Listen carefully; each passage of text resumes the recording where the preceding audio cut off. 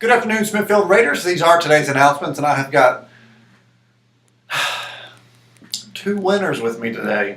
Guys, how are y'all? Good. This is Dylan, and this is Parker. I think we all know Parker, although the last time you saw Parker, he had some sort of a mangy growth on his face. But I do say winner because we spent the week voting on who had the best beard. And that included all three of the student participants and Mr. Buchanan. Did not include my mustache because I wanted somebody else to win. Right. So the totals are in, okay? First of all, I just want to say that we had over 19,000 votes. That's crazy. insane. Yeah, 19,438 as of when we did, actually as of this morning. So I want to say thank you to all that voted. I would say that there were probably a lot of 7th graders that voted because this is your winner. So no falling mustache, Hester Parker got the win. So good job, congratulations. How does it feel to be the winner of the beard contest? Feels good. Yeah. It does. Well, which feels better, taking it off your face or having the distinct honor of being the champion of the beard? Being the winner of the beard. There you go. There you go. It's the sacrifices we all make, isn't it? So thank you, Mr. Buchanan.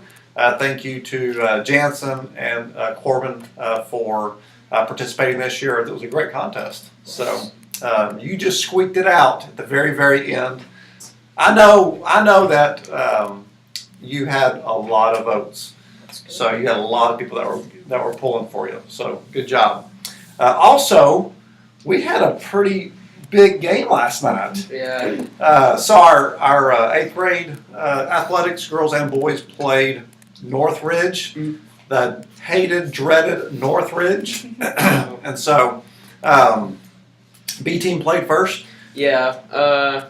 It was like 58-36. Came out pretty strong. Yeah. Like 18-4 in like the first quarter, and then going strong later on. That's right. So, yeah.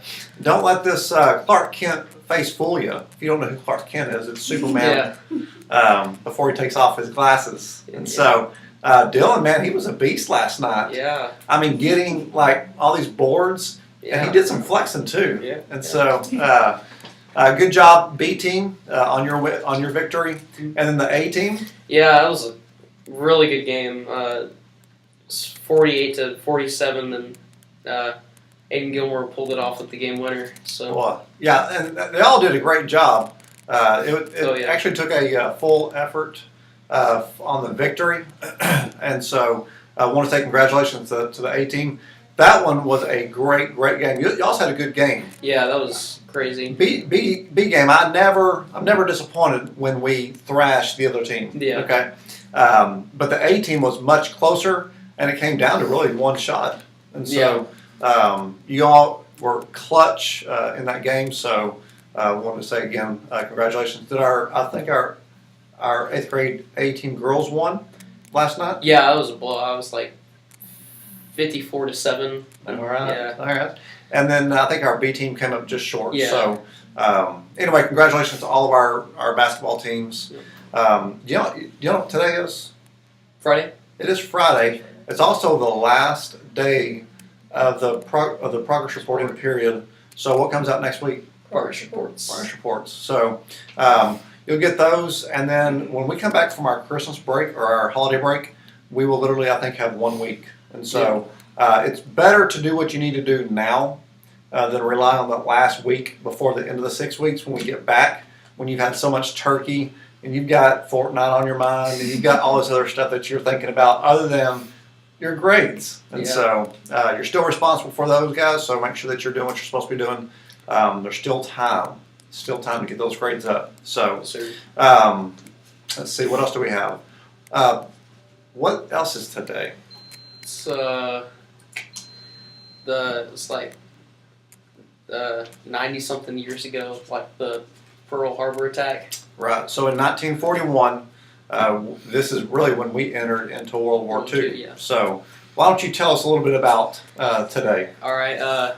On Sunday morning, December 7th, 1941, the Imperial Japanese Navy Air Service attacked Naval Station Pearl Harbor in Honolulu, Oahu, Hawaii territory without warning and without declaration of war, killing 2,403 American servicemen and civilians, injuring 1,178 others.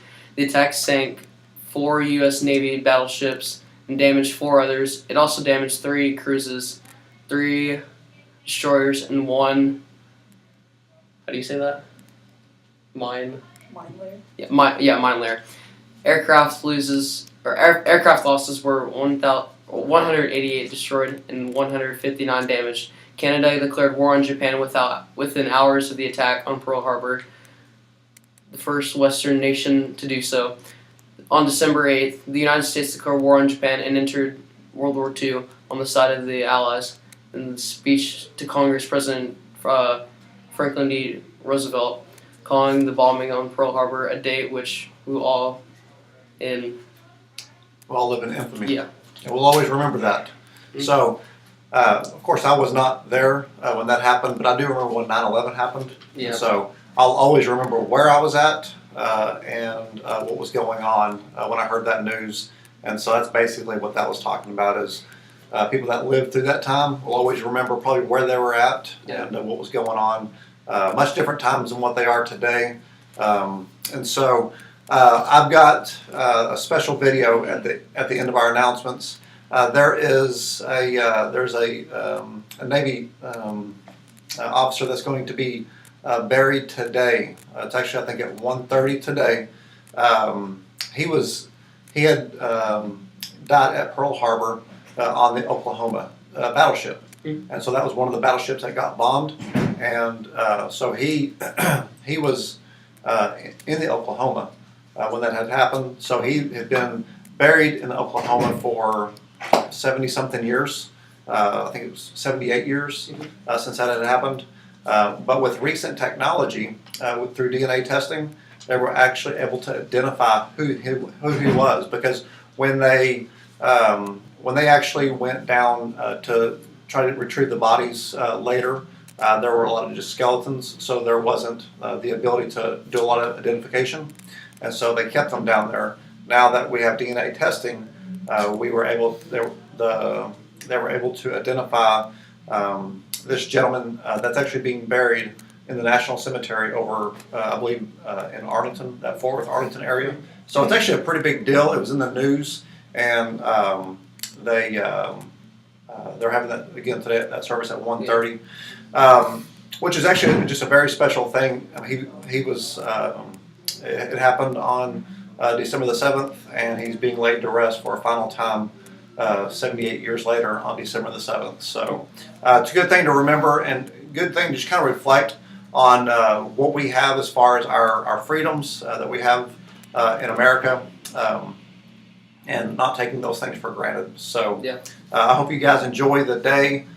Please reflect on something that you're thankful for, and think things that you might take for granted living in America, that so many people have fought and died for over the years. So have a good weekend, and we will see you on Monday. Decades after the attack on Pearl Harbor, a North Texas family is now celebrating something they never thought they would see. Marianne Martinez explains what it took for a war hero to finally return home. Albert Kane's flag-draped coffin came home today. A Pearl Harbor sailor believed to be lost to history. As far as my dad's telling stories, he did not like to talk about it. It was too painful for him. Kane's family doesn't know much about him. The family members who are still alive never met him. What they know is history. That's what they know of him. Kane left behind some 8mm videos of Fort Worth stockyards in the late 1930s. At 25, he joined the Navy, single and no kids. 14 months later, he was on the USS Oklahoma when the Japanese attacked Pearl Harbor in 1941. Probably was trapped there when the Oklahoma capsized. The Canes shared telegrams from the Navy informing the family that he was missing, and a year later that he was officially declared lost. And so when they righted the ship 2 years later, of course, all the remains were skeletons. When the Navy began a new effort to identify Pearl Harbor remains, Kane's nephews, including Charles, provided DNA. In August, the family learned Uncle Albert's remains had been identified. He will be given full military honors when he's laid to rest. It's almost too late for my dad's generation. As far as, I look around, it's only nieces and nephews that are alive, and we're in our 60s and 70s, you know. It's just time is running out on some of these families. Kane will be buried on Friday, December 7th at Dallas-Fort Worth National Cemetery, 77 years after he gave his life for his country. Reporting from Keller, Marianne Martinez, CBS 11 News.